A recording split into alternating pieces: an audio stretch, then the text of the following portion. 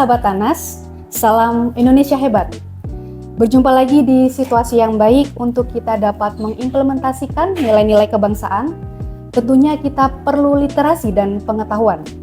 Kembali lagi bersama kami dari Kedeputian Kebangsaan akan berbincang-bincang kepada tokoh kita yang sudah hadir bersama, yaitu Bapak Dr. Anhar Gonggong MA. Beliau merupakan sejarawan yang tidak asing lagi buat sahabat Tanas semuanya. Terima kasih. Selamat pagi Bapak, selamat datang di podcast Kebangsaan. Terima kasih. Bapak apa kabar? Baik. Alhamdulillah.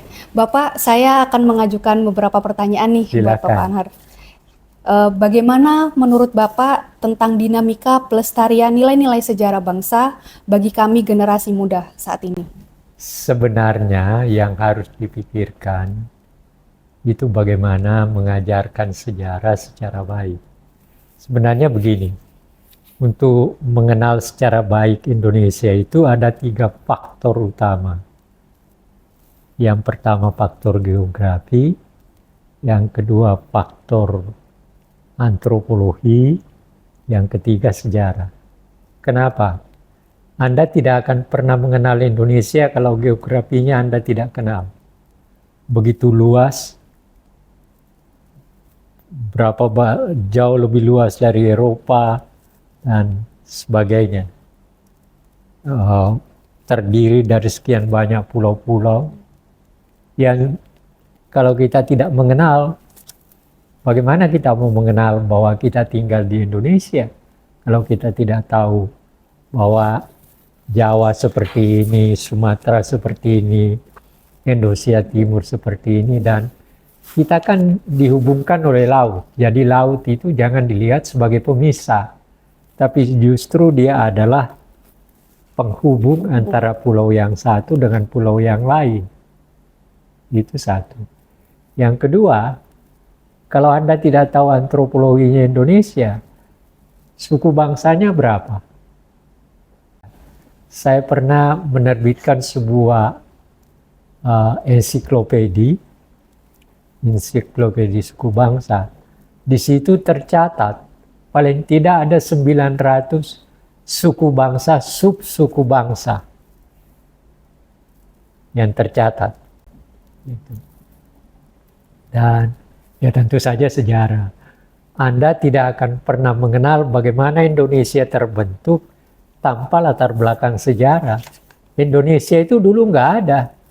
Baru kemudian dalam awal abad ke-20, Nusantara, manusia-manusia yang hidup di dalam Nusantara, dengan perubahan situasi yang terjadi pada awal ke-20, ada orang-orang cerdas yang tercerahkan, yang mau merubah nasib, baru kemudian mereka berorganisasi, mereka belajar, mereka akhirnya tersadar bahwa kita harus melakukan perlawanan tidak dengan senjata, tetapi dengan ide, dengan konsep.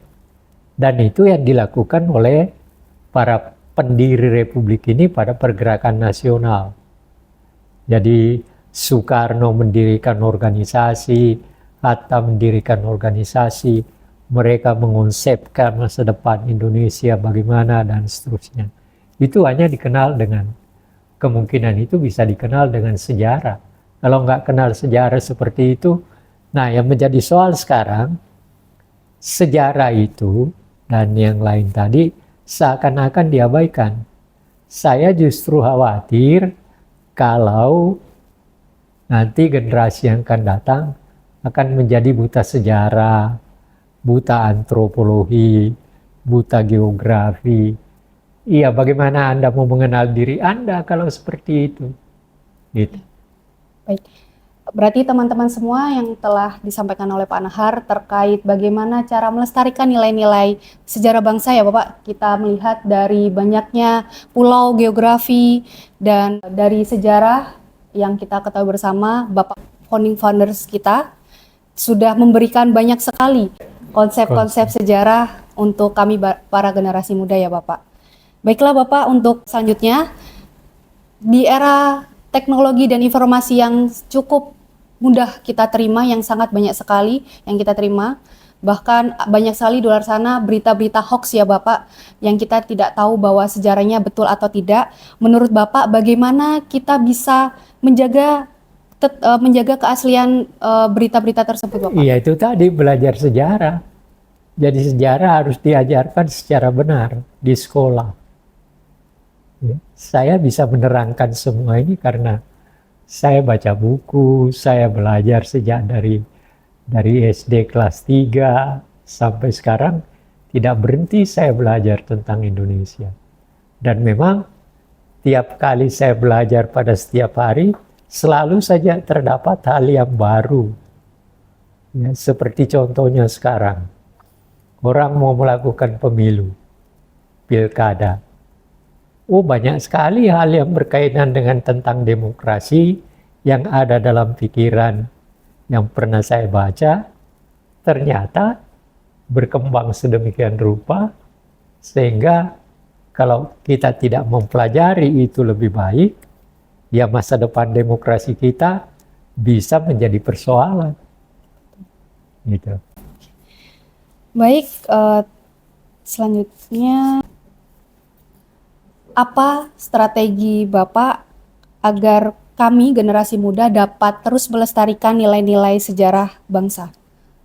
Belajar dengan sebaik-baiknya, terutama mencoba membaca kembali Pancasila. Karena inti daripada keindonesiaan kita sebenarnya itu ada pada Pancasila. Nah, yang menjadi soal juga sekarang di sekolah itu Pancasila cuma menjadi PKN. Beda dengan keadaan saya dulu. Saya dulu ya mata pelajaran tersendiri, yang namanya Pancasila itu tersendiri, yang namanya sejarah itu tersendiri, antropologi tersendiri, tidak ada PKN. Ada kewarganegaraan tapi berdiri sendiri juga. Nah, ini kan bedanya di situ. Ya. Jadi strategi yang harus dilakukan adalah sistem pendidikan kita yang berkaitan dengan faktor-faktor dasar daripada bertegaknya sebuah negara harus diajarkan secara baik dan dimasukkan dalam kurikulum secara jelas. Itu yang harus strategi itu yang harus dilakukan. Jadi akhirnya larinya kepada pertanyaan bagaimana strategi pendidikan kita untuk membangun pemahaman tentang keindonesiaan kita oleh generasi muda. Berarti dalam melestarikan nilai-nilai sejarah bagi kita generasi muda, memang yang pertama dasarnya dari sekolah ya Bapak, Ya, dari kurikulum, dari pendidikan kita yang mungkin di zaman saya pendidikan kewarganegaraan masih ada Bapak, jadi kami masih bisa mempelajari tentang sejarah-sejarah nilai kebangsaan. Ya.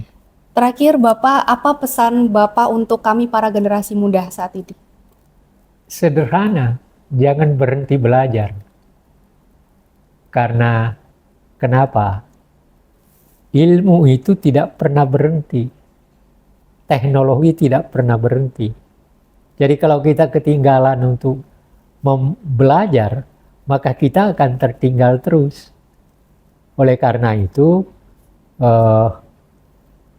generasi muda, apapun jurusan sekolah yang dipilih, itu tidak usah dipikirkan.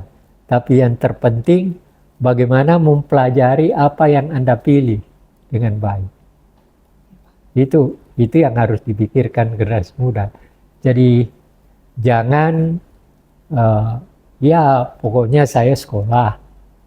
Ya begitu Anda masuk ke salah satu jurusan, maka belajarlah dengan sungguh-sungguh melihat, mempelajari apa pilihan Anda itu. Jangan cuma sekedar, apalagi kalau pikiran Anda, pokoknya begitu saya sarjana, saya mau cari kerja, ya memang iya. Tetapi bagaimana Anda menggunakan ilmu Anda tidak hanya untuk diri Anda, tetapi juga untuk orang lain, masyarakat. Itu yang penting, jangan egois. jangan egois. Jadi ilmu yang saya peroleh bukan hanya untuk diri saya, tetapi juga untuk orang lain.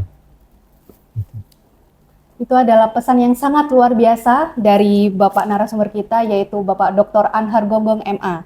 Saya yakin sahabat Tanah semua bisa mendapatkan informasi dan ilmu yang bermanfaat dari beliau. Dan kami ucapkan terima kasih Bapak telah berkenan podcast bersama kami semua. Terima kasih telah hadir dan memberikan pencerahan serta ilmu yang sangat luar biasa kepada kita semua. Terima kasih. Terima kasih semuanya, selamat siang dan salam kebangsaan.